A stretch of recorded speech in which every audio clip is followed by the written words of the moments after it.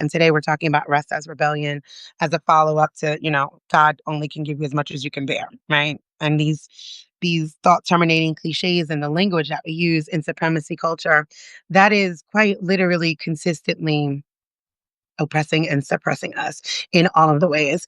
So I just wanted to share how this weekend was beautifully restful, right? Even with all the work that was going on and getting all of the things in order in place, but it came together so beautifully. And everybody came and they had a really good time and we did the work, but it was in a relaxed, restful sort of way, right? So that's going to lead us into the the topic at hand as rest as rebellion, permission to pause. So we have our three talking points. Good morning again, James. Rest is not earned, it's inherited, right? We're getting away from that when we're talking about language and understanding it. Earned, deserved, all of that is a problem because when it says, oh, well, I don't deserve to do this, it means you have to earn it, right? And that takes a capitalistic take on it. And when we're talking about taking it with a capitalistic lens, it means it's an extractive lens, right?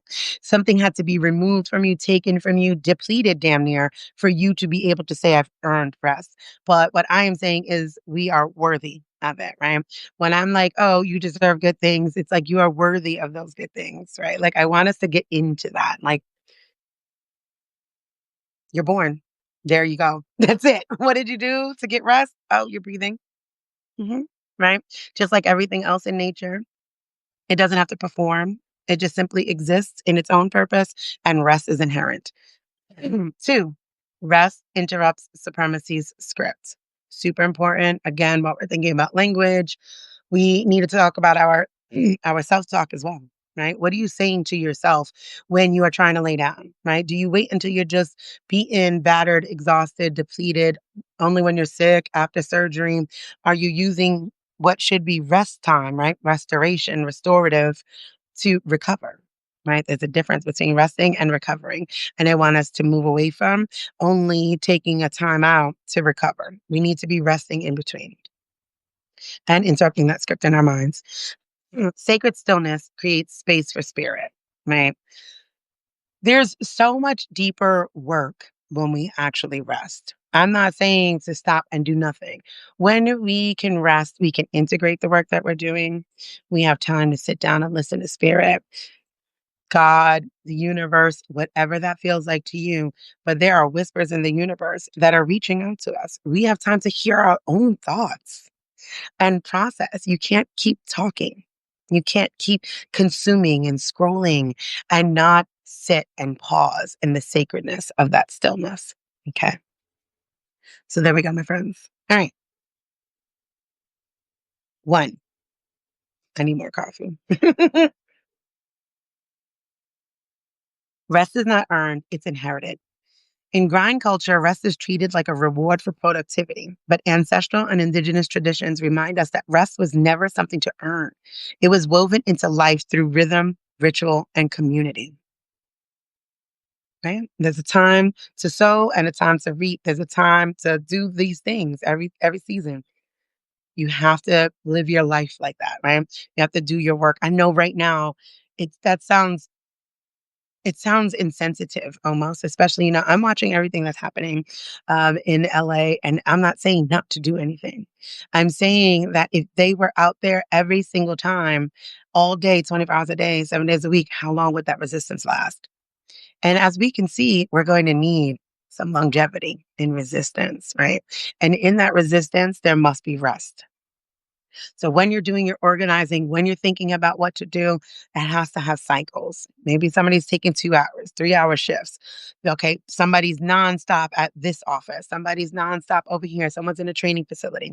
But it's working in concert, in rhythm, and there is rest in between. Otherwise, you will not be able to outlast what is happening. Okay, there we go. The reframe I offer here is you don't need to deserve rest. You already do. You're the descendant of people who sang songs under moonlight, who paused at the new moon, who retreated into silence after harvesting. And we need to really think about that, right? And revisit some of the stories that we've been told um, and what we've lost, right? Our ancestral stories. Even when you're talking about colonial Christianity, It has new moon ceremonies in there, right? It has harvest times in there. It tells you of the rest, the restoration of eating, of taking times out. All of the stories are still going to align with that rhythm. Nobody is saying to go out there and continuously nonstop work. You cannot consistently do that. Hey, Ash, you can't. You can't. No one can.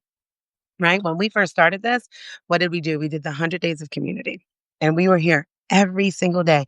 Do you think that that was sustainable? Even if you enjoy it, it's not going to be sustainable. You're not going to be able to be there. I'm not. Not, you know what, man, let me talk about me. I can't. The Monday, Wednesday, Friday feels better in my soul. It allows me to prepare in between, allows me to think about some things, integrate, sit with stillness. I still take this time during the morning when I'm not being live on a Tuesday. And then I'm doing more writing, more downloading, more focusing, wonder where we're going.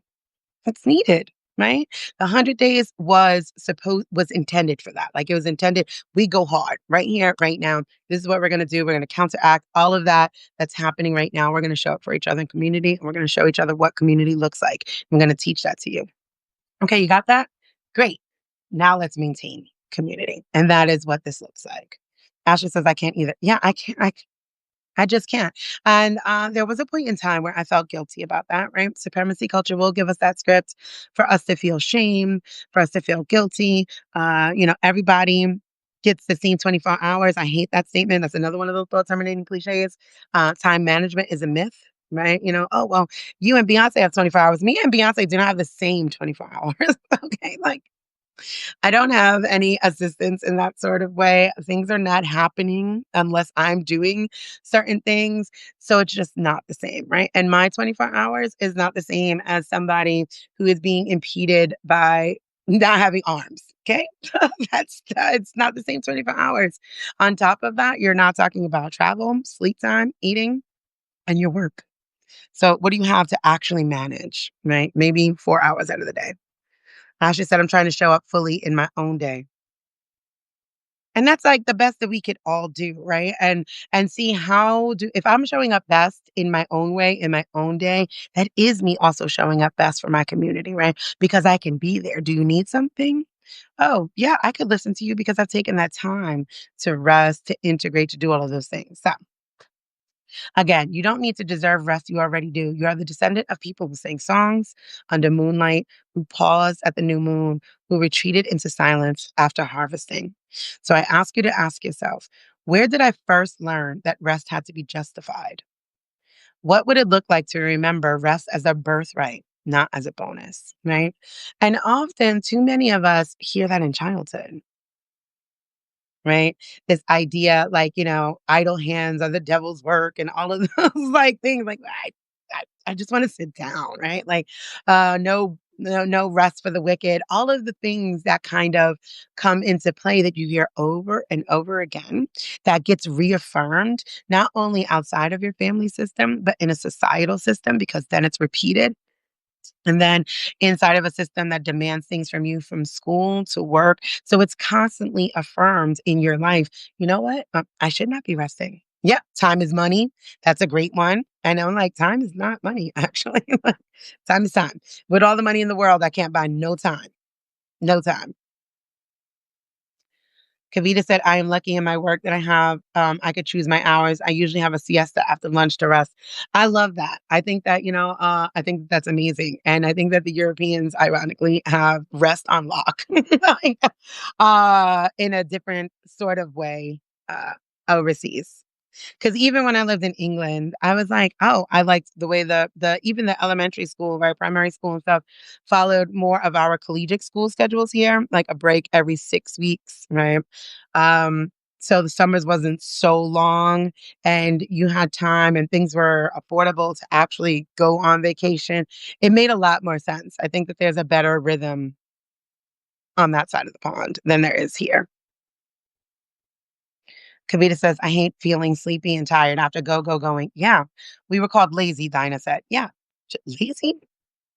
I've reframed lazy. And when I think about being lazy, I think about a lazy Susan. I'm a visual person, right?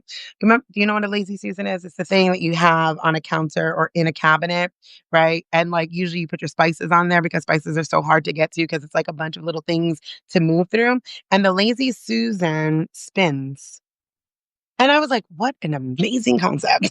Like, and I'm like, that or a lazy river. Think about that, right? People love lazy rivers. So what's bad about being lazy? So when I think about I'm being lazy, I'm lazing about, I'm relaxing, I'm meandering, I'm moving slow. So that was the reframe that I did for myself. And the lazy Susan really like, I'm like, yeah, this is smart. Like this is ingenious. I don't want to scramble through my cabinet, my spice cabinet to look for things when I could just like spin it around with ease. I like ease and flow. I'm not really into things being too difficult. If it's too difficult, I don't want to deal with it. Dinah was like, yep, it spins around. Makes so much sense, right? So, two, rest interrupts supremacy script. The example I gave here is when schools over police Black children, ironically, for laziness or disengagement, or when employees are punished for taking time off for mental health, rest becomes coded as rebellion. These aren't just individual choices, they're collective resistance. I am someone who is super big about mental health days, and I will 100% call into the school and be like, kids are taking a mental health day. Does it still ding against me as, missed days of school? Absolutely. Am I on some type of probation for the kids next year because of so many absences? Yep, sure am. Will I continue to do so? Absolutely, right? Because we need that. And especially you're talking about these tiny little bodies, right? And I have the benefit of time privilege. My youngest is 6 years old. She has a full time job. School is a 40-hour work week, right? Then you start adding in cheerleading, baseball, things that she wants to do, which she does not have to do. I do not require um, those sorts of commitments. Once you make them, you have to honor them, but I don't require making them in the first place. That's a full-time job that my 7-year-old, 6-year-old, she's 6, has, right? And then that adds on to my workload, doesn't it? Right? Because I have to ensure she's there. I have to make sure that, she has all of the equipment and the things for it, yada, yada, yada. So everybody's inside of that, working together in concert, right? So we take rests, we take breaks. Like, no, maybe not today. I'm not feeling it. There's times where she's missed extracurricular activities because of that, because she's come home and she's fallen asleep. I'm gonna honor that. I'm gonna trust her body. You're a baby. You got plenty of time to show up in the world in a different, more strict way, if that is something that you choose, right? So the reframe I ask you to think about here is in a system that profits from exhaustion, rest is a refusal. It is the undoing of dehumanization. When we're thinking about the working until you die, stand by. I am bipolar. Ashley says, I am bipolar, medicated, and I'm fortunate to only have to work 30 hours to have insurance. However, I'm 50 and I'm an LMT massage therapist, and my body is getting tired. It's exhausting. It is exhausting, right? I try to help people like when I'm doing this, I'm like, you got to find ways to outsource not your body. Like it's just, we cannot keep selling our body for time. We really have to have a broader conversation about the sales of our bodies, right? We only equate that with sex work. And I'm like, every single one of us are selling our bodies for hours and time at work. If you have to show up with your body and put your body to work, you're selling your body. Like that's just I sit with that truth, right? And we have to find ways, and be it living in community, living smaller, intergenerational living, ways for people to not have to be individually selling their bodies in order to survive and barely doing that, right? With the rise of everything. And then in turn, that goes right into enslavement, right? When that commodification of Africans and their bodies for labor without any care to their humanity, their family systems, their structures, their language, or anything set the scene for this in this country. When people talk about, you know, 7.25 an hour or we demand $15 an hour. And I'm like, the bar is in hell, my friend. This country was literally built on free labor. right? Them paying you $15 an hour is killing them because it's a loss on a profit and loss sheet, right? When you look at it from a business angle and you're like, okay, assets, liabilities, and all of this sort of thing, paying you is a liability. So they're going to keep, okay, well, how do I recoup that liability? Okay, so we're going to extend the retirement ages and lessen the benefits that they get, right? So if we could keep them working longer, we could recoup the money of having to pay people at all. It's a business and it's a business strategy, right? So we have to start thinking strategically on how to combat that because we're tired. We're exhausted. And you will have done all of this work and then still can't keep the lights on. Still can't keep a roof over your head. So what is the end? There is there because for this, it's dehumanizing. The system was never meant to see any of us as humans. And it set the stage in enslavement. Right. And we are trying to get away from that little by little incrementally. But this is what that looks like is when enslavement was accepted and the commodification of bodies happened for free for nothing and we were able to look at people and say they are not people, that set the stage for what we are trying to move away from right now. All these years later. That is another reason why you can't turn around and say, well, it's slavery, get over it. No, every single thing in your life is touched by the enslavement of Africans in this land. Kavita said another one was idle hand makes for trouble. Yeah, something like that, right? Like, yeah, I heard that idle time is the devil's work, but it's the same premise.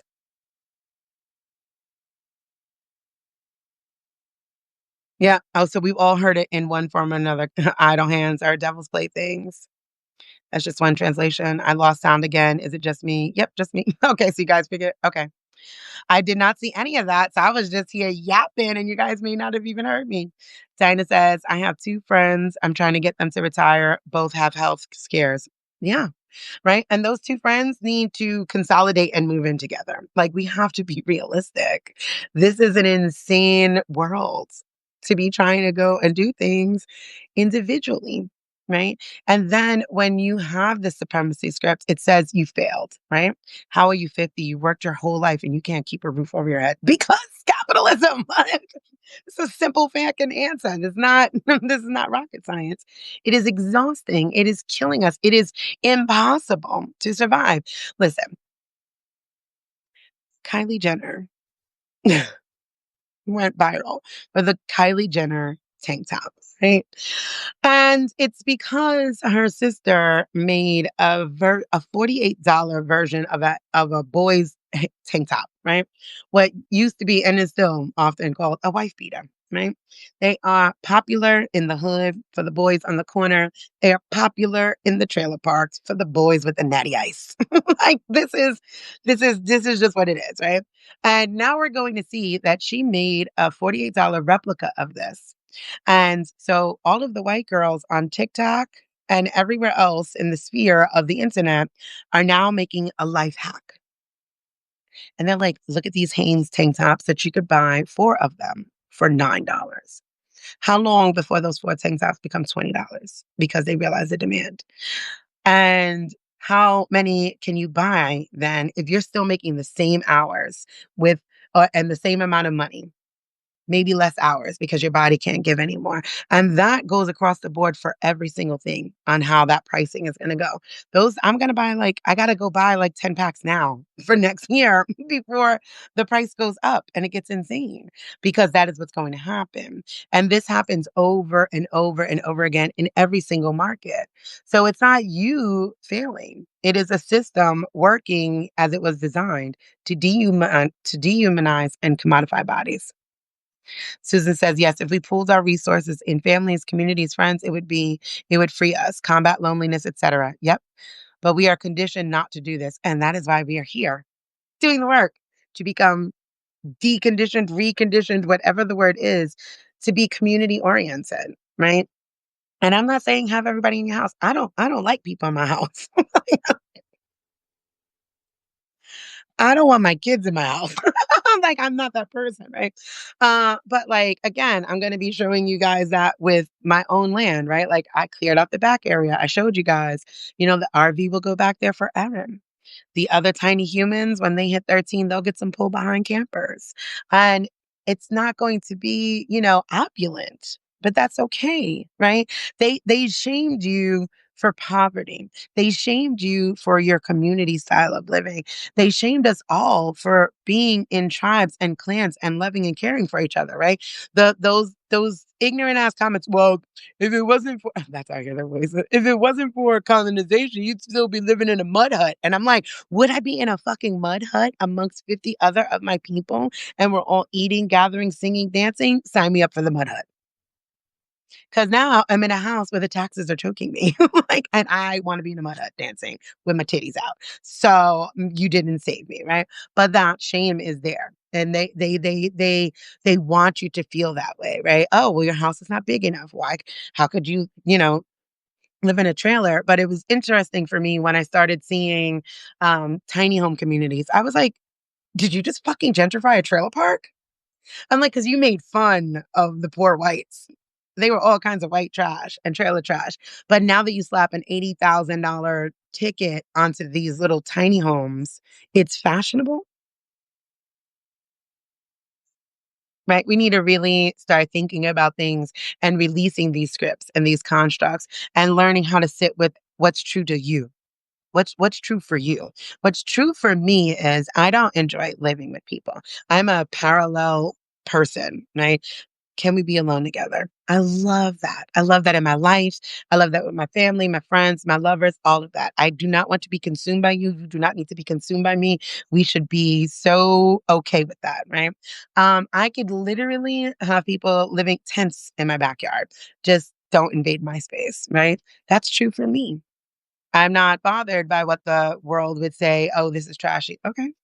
I have a belt buckle that says white trash. I'm proud. I don't know what to tell you. So you have to find out what's true for you and release that shame, that script that people are going to give you. And yes, I think more friends. Remember how cool it was for the Golden Girls? Reframe it like that. Everybody thought that was cool. That was economical.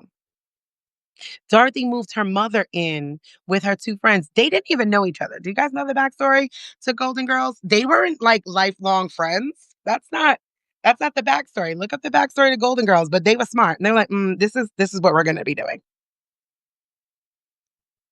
And Dorothy's mom didn't always live there, right? But they got communal and it made sense. And they were not lonely and they had so much fun together. And the premise of that is absolutely beautiful. And we need more than that. We need to be doing more of that. Tiffany says, "Yep, my husband hasn't had a raise in 15 years and I'm self-employed, so no raises for me." Exactly. But the price of everything is going up. Exactly. So nothing is changing. Nothing is changing. So if nothing is changing, it damn sure better be us. We need to figure out how to make money go in a different sort of way. Ashley says, my husband is disabled, bipolar catatonia. But before the catatonia, he was successful. He was a successful white collar worker. His best friend lives with us and takes care of us so much. It matters. Thank you. That is delicious. I've had so many friends come and stay with me, and I don't feel like a savior. I feel like everybody should have a moment, a reprieve, right, of care, of ability to catch their breath. Right, like I'm the a friend of mine was over here the other day. It was like he was like it's the in between spaces, right? The in between here and there is what that feels like, and I'm like I love that. I'm good with that, right? It also jives with my I don't want to see somebody all the time energy and just that beauty over the years of people having always been able to stay in a space where I'm at intermittently has always benefited me. From my first divorce to now, I've always had a roommate of some sort. And for my own safety, it's always been, I will say, well, it has been my initial place, but it's always been a space where others can come in. And join in, right? And offer and give and take. And I've always survived and that thrived. Right? I could survive on my own, but I've always thrived in spaces where community is happening. Pedro says we need to create a new economy based on true values. I agree. Ashley says it matters to have a village. It does. And we do need to build that sort of economy, right? Because that is we've been so conditioned under capitalism, we forget that we are our own economy, right? The money that we're making if we pull together, like I've been talking about land and that sort of stuff. And I'm like, if five of us bought together, What would that look like? Right? What would that look like? If we got some unrestricted land and we could park RVs and like we gotta get smaller again. We have to be okay with it not looking like, oh, well, we got a 15, bedroom house. I don't need that many bedrooms. I just don't. I don't. And what would that look like? So listen, I'm over my time. You guys keep letting me chat. All right, listen. So the reframe for number two, we still have to go to three, is in a system that profits from exhaustion, rest is refusal. It is the undoing of dehumanization. So I want you to ask yourself, where is my exhaustion serving someone else's comfort or control? What small act of rest would disrupt that dynamic today? Take care, Ashley. I'll see you on Wednesday. Right? Small. It could be a small act. I'm not saying take the whole day off. I know how impossible that could be underneath these certain systems, but there is something that you could say no to. There is something that you could say yes to. Figure out those two things for today. What can you say no to and what can you say yes to? And let your yes be something for you that's restorative. Three, sacred stillness creates space for spirit. I gave the example of Jesus because we went back to God will not give you more than he could bear. And even Christ crying out, right? Asking, why hast thou forsaken me? Even Jesus rested. Even the earth cycles into stillness. And yet many of us equate stillness with stagnation. The irony is the deepest revelations, the kind that root and heal us, often come in the pause, right? The in between there. When you can stop, when you could ask, what's next? What's now? What has been? The reframe that I offer here is stillness isn't avoidance. It's where spirit speaks the loudest, right? When you're sitting out and you're in nature and you're communing, the reason why it feels so good to do that, there's people all around. You can go to a park and it could be full with people. But when you are sitting in under that tree, next to that tree, what have you, hugging that tree, there is a communing that is happening with you and nature, a stillness, a sacred quiet where everything else can fall away and you exist in that moment deeply, then you become nature again, right? You return to your true nature self. That is important in this work. So the reflection prompt I offer you is when I pause, what arises that I would usually avoid? What would it mean to honor that message instead of rushing past it? Right. When we're moving about and we're rushing for capitalism and you hear something, you feel something, and you just have to keep pushing. Supremacy keeps pushing us, right? Oh, you're sick. It doesn't matter. You got to go to work. No time off. No rest for the weary, wicked, all of the things. When you have to just keep pushing, you don't have time to listen to yourself, to hear the messages from spirit, from ancestors, from your own body, your own downloads. So when you are intentional about that rest, about that shift, right? When I shut this down and I just sit, right now I can't hear all of the things, right? I can hear what's happening. But when I sit, when I turn this off and I just sit for a moment and breathe in, I can get a different kind of quiet. I can get a different sort of intimacy with myself. That is important. You cannot be out here having these relationships with others and you don't have a deep, intimate relationship with yourself. Get more quiet, get more still. Use your rest as a rebellion, especially underneath these dire times that we're in. Okay. That is the end of our message for today. I'm going to recap it because we are over time, but I'm thankful that you guys always give me that space to carry on. Three things. Rest as rebellion, right? So this is about permission to pause. One, rest is not earned, it is inherited. Two, rest interrupts supremacy script. Three, sacred stillness creates space for spirit. Pedro says stillness is the womb and cradle for all true action. God, I love your words. From it emerges stillness in motion. It is the doing that comes from non-doing. Amen and ashe. Because correct. I do a lot of not doing in order to do a lot of doing. People often wonder, how do you do so much? It's because I make as much time to do nothing. And I am very thankful for the time flow that I have, right? I can get up at 3 o'clock in the morning, download a whole bunch of things. Everybody's sleeping. The house is completely quiet. And I'm just like, type, type, type, right. And it all makes sense and it all flows. And I will go back to sleep for an hour, get back up, and then start the day on the other things that I need to do. Right. So I have that. But I want us to all find what that rhythm looks like, right? For you. Where? Where can you just take a pause? That's what I'm asking for today. All right. That's time. I love you guys. I mean it. On Wednesday, we will be back. Let's see what we are chatting about on Wednesday. Saying no without a thesis statement. Okay. No is a complete sentence, is what we will be talking about on Wednesday. Okay. And today, I want you to find what you could say yes to and what you could say no to. That could be your small act. Again, I'm not saying say F it and, quit your job and go live on a beach. I am saying, what can you say no to? And what could you say yes to? Start there. Okay. Let me see. Pedro says, stillness, the Genesis power that the creation story seeks to articulate. Yes. All right. I'm out of here. See you guys Wednesday. Have an amazing day. I hope it's deeply restful, even if it's 5 minutes. Choose you.